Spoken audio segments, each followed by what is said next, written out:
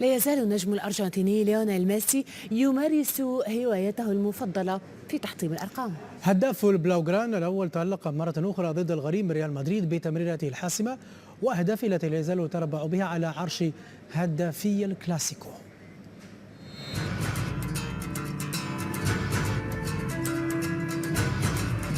تعددت الاحتفالات والملعب واحد، كثرت الأهداف والشباك واحدة.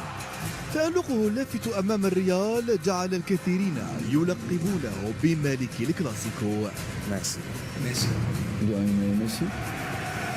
إنه ليونيل ميسي. Messi is the best.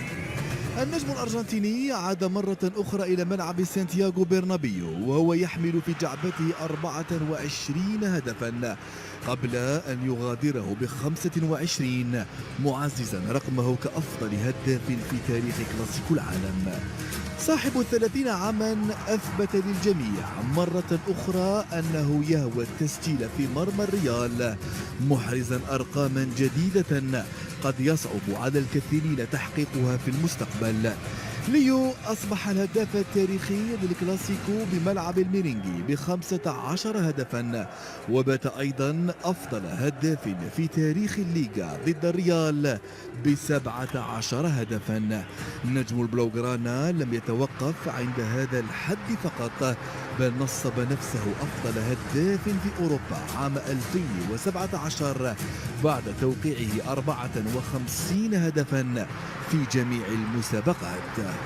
أرقام البرغوث ليست أهدافا فقط، فميسي أضاف إنجازا جديدا بوصوله إلى الرقم 200 لكن في صناعة الأهداف.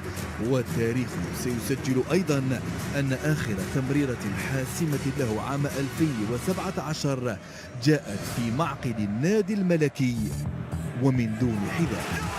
يا ولدي يا ولدي يا ولدي، ستفتش عن